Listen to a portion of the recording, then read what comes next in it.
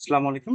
আমি ১ম এই দুঃখ প্রকাশ করছি। আমার কারণ হচ্ছে আমার যেই মনোপলির যে স্লাইডটা আর স্লাইডের যে কম্পারেটিভ ডিসকাশন সেটা আমার আরো আগে করা উচিত ছিল।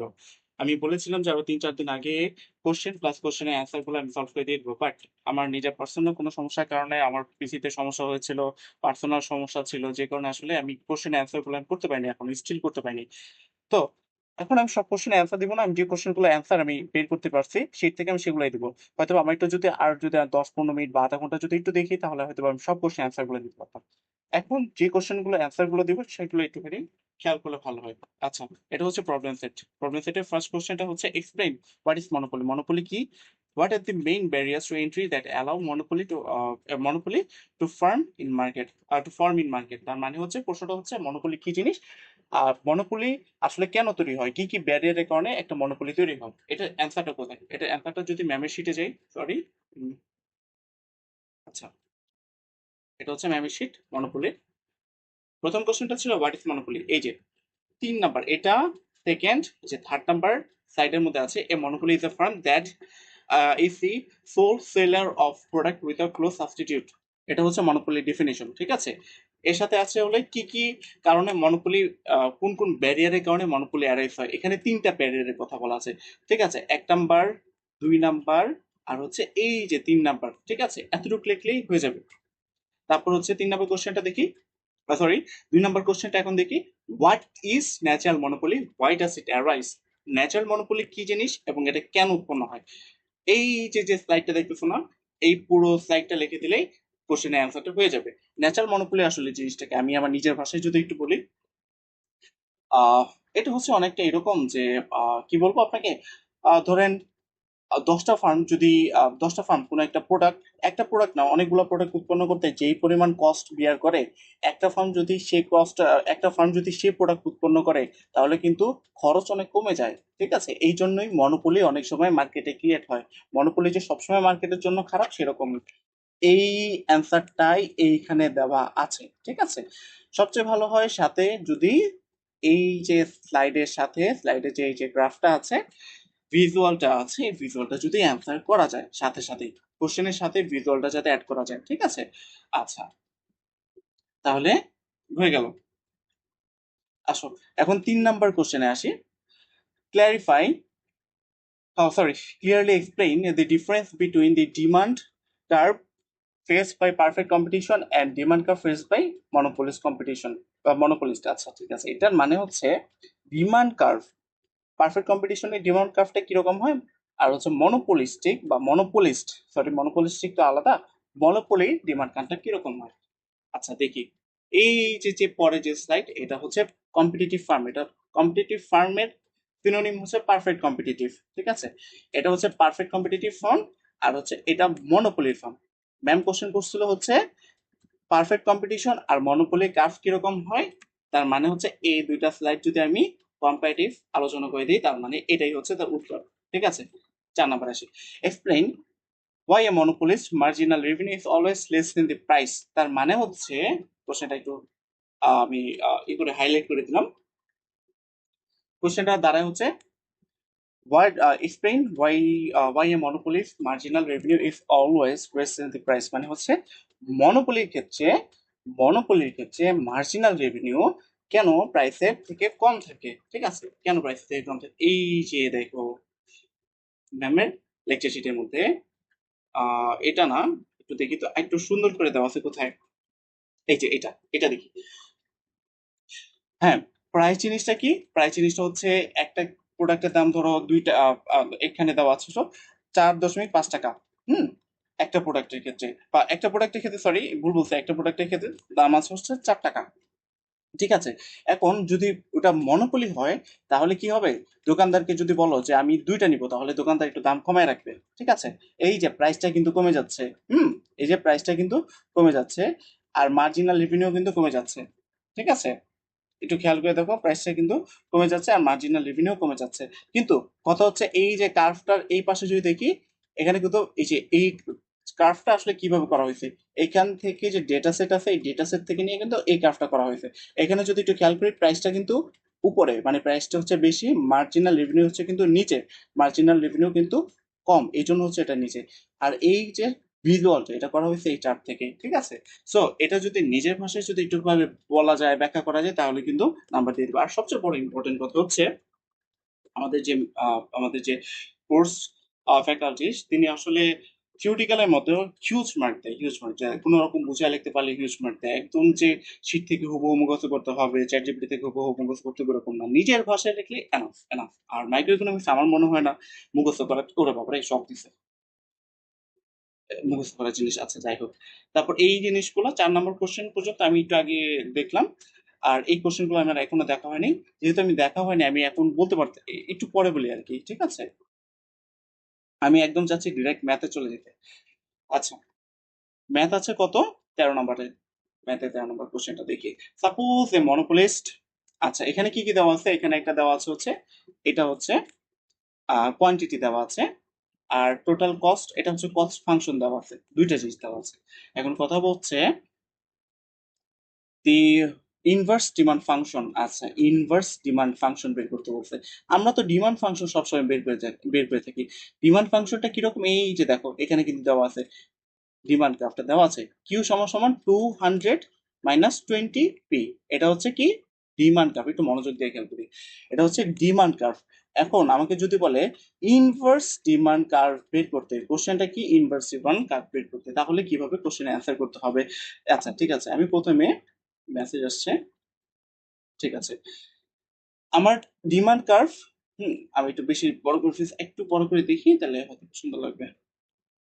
কি কি দেওয়া ছিল? আমাকে একটা ডিমান্ড কার্ভ দেওয়া ছিল, আমাকে বলতে হচ্ছে ইনভার্স ডিমান্ড ফাংশনটা বের করতে, ঠিক আছে। এইটা থেকে ইনভার্স বের করব, তার মানে হচ্ছে এটা নর্মালি ডিমান্ড কার্ভকে আমরা কিউ দ্বারা প্রকাশ করি, যদি আমরা ইনভার্স ডিমান্ড কার্ভ বলি তাহলে আমরা পি দ্বারা প্রকাশ করব, ঠিক আছে।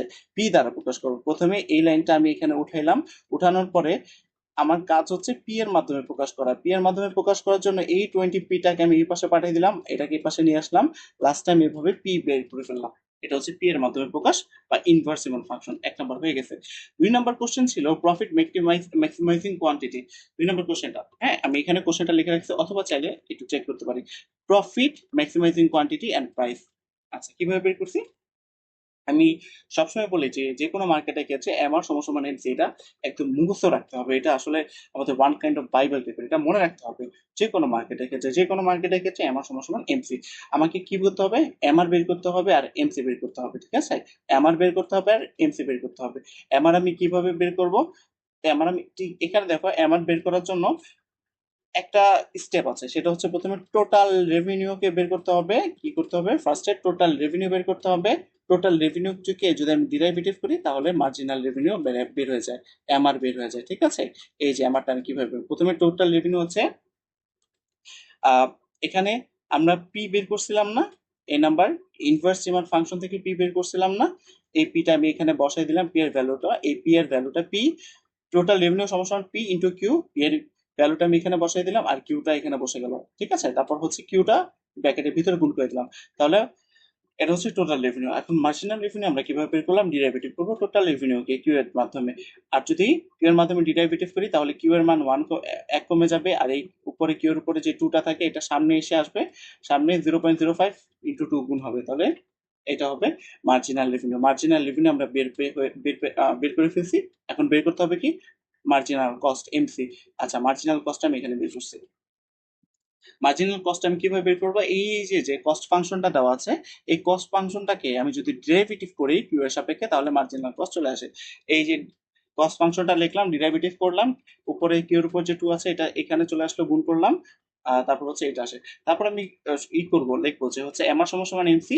এমআর এর ভ্যালুটা আমি প্রিভিয়াস স্লাইডে দেখাইছি, এটা হচ্ছে এমআর এর ভ্যালুটা। এমআর এর ভ্যালুটা লিখলাম, এমসি এর ভ্যালুটা এই যে এখানে লিখলাম, এখানে হচ্ছে কোয়ান্টিটি। তারপর প্রাইস আমি কিভাবে বের করব? প্রাইস আমি কিভাবে বের করব? প্রাইস হচ্ছে আমি এই যে প্রতিস্থাপন অপনয়ন পদ্ধতির অঙ্কগুলো করছিলাম না, এখানে আমি যদি কিউ এর ভ্যালুটা বসাই দিই তাহলে আমি প্রাইস পাই যাবো। এটা হচ্ছে প্রাইস, না এটার মধ্যে আমি কিউ এর ভ্যালু বসাই দিব, কিউ এর ভ্যালু বসাই দিব তাহলে প্রাইস। এই যে কিউ এর ভ্যালু বসাই দিলাম তাহলে প্রাইস। আচ্ছা, 3 নম্বর কোশ্চেন বলছে ম্যাক্সিমাম প্রফিট আর্ন, ঠিক আছে। ম্যাক্সিমাম প্রফিট আর্ন কত টাকা, সর্বোচ্চ কত টাকা ইনকাম করা যায়? প্রফিট কিভাবে বের করবো? প্রফিট আমাদের বের করতে হয় টোটাল রেভিনিউ থেকে টোটাল কস্ট বের করলে। টোটাল রেভিনিউ সমান পি ইন্টু কিউ, এই যে এখানে কিউ পি দুটাই আছে, দুটার ভ্যালু বসিয়ে দিলাম, ঠিক আছে। এটা হচ্ছে টোটাল রেভিনিউ। আর টোটাল কস্ট হচ্ছে, টোটাল কস্টের এইটা কোথা থেকে আসে, এটা হচ্ছে আমাকে যে প্রশ্নের মধ্যে দেওয়া ছিল, এটা আমাকে প্রশ্নের মধ্যে দেওয়া ছিল, আমি এখানেও লিখে নিয়েছিলাম, অথবা যদি প্রশ্নটা চেক করি এই প্রশ্নের মধ্যে এই যে দেওয়া ছিল কিন্তু, ঠিক আছে, প্রশ্নের মধ্যে দেওয়া ছিল। আচ্ছা, এখানে আমি কি করলাম, কিউ এর ভ্যালুটা বসাই দিলাম, তাহলে পেয়ে গেলাম টোটাল কস্ট। প্রফিট থেকে, টোটাল রেভিনিউ থেকে টোটাল কস্ট বাদ দিলে এটা চলে আসে, ঠিক আছে। এটা তাহলে একটা কোশ্চেনের অ্যান্সার হয়ে গেল। তারপর দেখি, সরি, তাহলে 3 নম্বর কোশ্চেনের অ্যান্সার হয়ে গেল। 14 নম্বর প্রশ্নটা থেকে, a monopolist operates a market where total demand is given Q. Q হচ্ছে কি, ডিমান্ড, ডিমান্ড ফাংশন, ঠিক আছে, demand function of set, demand function. আমি একটু খেলা নিউজ একটু দেখি। ফার্স্ট জি বাই, ও মাই গড, 2-2। আচ্ছা, খুব হাড্ডাহাড্ডি লড়াই হচ্ছে। আহ, আচ্ছা, এখানে বলছে হচ্ছে কি, এখানে আমার একটা ডিমান্ড ফাংশন দেওয়া আছে আগের মতো, একদম সেম আগের মতো ডিমান্ড ফাংশন দেওয়া আছে, একটা হচ্ছে কস্ট ফাংশন দেওয়া আছে, ডিমান্ড ফাংশন দেওয়া আছে, একটা কস্ট ফাংশন দেওয়া আছে। বলতে হচ্ছে profit maximising quantity and price আগের মতো সেম করতে হবে। আগের মতো সেম করতে হবে, কি করতে হবে, প্রথমে কিউ এর কিউটা লিখবো, কিউটা লিখবো প্রথমে, কি কিউ লিখবো, পরে হচ্ছে ইনভার্স ডিমান্ড ফাংশন বের করবো। এই যে এখানে যেরকম ইনভার্স ডিমান্ড ফাংশন আছে না, ওইভাবে বের করবো, মানে পি এর মাধ্যমে প্রকাশ করবো। কি মাধ্যমে প্রকাশ করবো, পি এর মাধ্যমে। আচ্ছা দেখি, আমি লিখে দিলাম এই যে ডিমান্ড কার্ভটা, যে জিনিসগুলো দেওয়া ছিল একটু লিখে নিলাম যাতে আমার জন্য সুবিধা হয়। ডিমান্ড কার্ভ দেওয়া ছিল প্রশ্নের মধ্যে, তারপর হচ্ছে কস্ট ফাংশনটা দেওয়া ছিল। এখন বলছে হচ্ছে 1 নম্বর কোশ্চেন হচ্ছে find the profit maximising quantity. এর জন্য আমি কি করব, প্রথমে ইনভার্স ডিমান্ড ফাংশন মানে হচ্ছে পি এর মাধ্যমে জিনিসটা প্রকাশ করব। পি এর মাধ্যমে জিনিসটা প্রকাশ করলাম, হ্যাঁ, পিটা এই পাশে চলে আসলো, কিউটা এই পাশে চলে গেল। আচ্ছা, তারপর কি করব, টোটাল রেভিনিউ বের করব। টোটাল রেভিনিউ মানে পি ইন্টু কিউ, পি এর ভ্যালুটা এখানে বসাই দিলাম, কিউ কিউ এটার সাথে বসলো, তারপর হচ্ছে গুণ করে দিলাম। তারপর মার্জিনাল রেভিনিউ বের করতে হবে। মার্জিনাল রেভিনিউ কিভাবে বের করব, টোটাল রেভিনিউকে আমি কিউ এর সাপেক্ষে ডেরিভেটিভ করব, তাহলে আসলে মার্জিনাল রেভিনিউ ঠিক ঠিক ঠিক 100% আগের মতো।